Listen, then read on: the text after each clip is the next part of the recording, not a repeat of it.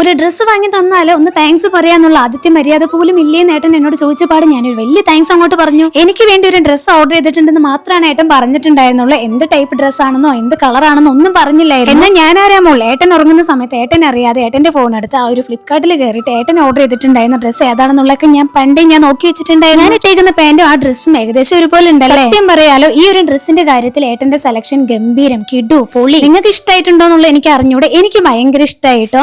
Pocket ഒക്കെ ഉണ്ടല്ലോ, രണ്ട് സൈഡിലും പോക്കറ്റ് ഉണ്ട്. ഇടാനായിട്ട് ഭയങ്കര സുഖമാണ് കേട്ടോ, ഭയങ്കര കംഫർട്ടബിൾ ആണ്. ഈ ഒരു കളറിന് ഇത്രയും ഭംഗി ഉണ്ടാവും ഞാൻ വിചാരിച്ചില്ല കേട്ടോ. ഇതുപോലത്തെ കളർ ഡ്രസ്സ് ഒന്നും എന്റെ കയ്യിലില്ല. പിന്നെ ഇതിന്റെ ആ നെക്ക് ഉണ്ടല്ലോ, വി നെക്ക് ഉണ്ടല്ലോ, അത് ഭയങ്കര രസമായിട്ടുണ്ട് കേട്ടോ. അതാണ് ഇതിൽ ഏറ്റവും ഭംഗിയായി തോന്നുന്നതെന്നാണ് എന്റെ ഒരു അഭിപ്രായം. ഈ ഒരു കോഡ് സെറ്റിന്റെ ലിങ്ക് ഞാൻ സ്ക്രീനിൽ കൊടുക്കുന്നുണ്ട്, അതിലൊന്ന് ക്ലിക്ക് ചെയ്താൽ മതി കേട്ടോ. ഈ ഒരു വീഡിയോ എടുത്ത് കഴിയാനായിട്ട് ഏട്ടൻ എന്നെ വെയിറ്റിംഗ് ആയിരുന്നു. പിന്നെ നമ്മൾ നേരെ പോകുന്നത് എന്റെ ഐബ്രോ ഒന്ന് ത്രെഡ് ചെയ്യാനാണ്. ഒരുപാട് നാളായിട്ട് ഞാൻ ത്രെഡ് ചെയ്തിട്ട് കമന്റിൽ വരെ ആരൊക്കെയോ പറഞ്ഞിട്ടുണ്ടായിരുന്നു ഐബ്രോ ഭയങ്കര ബോറായിട്ടുണ്ട് ചേച്ചി, ഒന്ന് ത്രെഡ് ചെയ്തൂടെ. അങ്ങനെ കുട്ടികൾ സ്കൂളിട്ട് വരുമ്പോഴത്തേക്കും വേഗം പോയിട്ട് വരാന്ന് വിചാരിച്ച് നമ്മൾ അവിടെ നിന്ന് ഇറങ്ങി. ഓരോ തവണ നമ്മൾ ഐബ്രോ ത്രെഡ് ചെയ്ത് പുറത്തിറങ്ങുമ്പോൾ ഏട്ടൻ ഇങ്ങനെ ഓരോ പരാതികൾ പറയാറുണ്ട്. ഷേപ്പ് ആയില്ല, അങ്ങനെ ആയില്ല, ഇങ്ങനെ ആയില്ല എന്നൊക്കെ പറയും. ഇത്തവണ ഏട്ടന് ഭയങ്കരമായിട്ട് ഇഷ്ടമായി, നല്ല ഭംഗിയുണ്ടെന്ന് പറഞ്ഞു. ഇനി എനിക്ക് തൃപ്തിയാവണമെന്നുണ്ടെങ്കിൽ ഇതിന് മേത്തുകൂടെ കുറച്ചുകൂടെ വരച്ചെങ്കിലാണ് എനിക്കൊരു മനസ്സുഖം കിട്ടുള്ളൂ. നമ്മളിങ്ങനെ ത്രെഡ് ചെയ്ത് പുറത്തിറങ്ങിയിട്ട് ഒരു അരമണിക്കൂറോളം വല്ലാത്തൊരു നീറ്റിലും പുകച്ചിലും വേദനയൊക്കെ ഉണ്ടാവുമല്ലോ. ഇത്തവണ കുറച്ച് കൂടുതൽ വേദന പോലെ തോന്നി. അങ്ങനെ തിരിച്ചു പോകുന്ന വഴിക്കാണ് പെട്ടെന്ന് എനിക്കൊരു ആഗ്രഹം തോന്നിയത് പഴംപൊരി കഴിക്കാനായിട്ട്. അപ്പൊ തന്നെ ഞാൻ ഏട്ടനോട് പറഞ്ഞു എന്റെ ആഗ്രഹം. അപ്പൊ ഏട്ടൻ പറഞ്ഞു ആഗ്രഹം കുറച്ച് കൂടുന്നുണ്ട്, പുറത്തിറങ്ങും ഇങ്ങനെയുള്ള ആഗ്രഹങ്ങളാണല്ലോ എന്നുള്ളത്. എന്നാലും വാങ്ങി തന്നു. അപ്പൊ അത്രേ ഉള്ളൂ. പൊട്ടെ, ബൈ.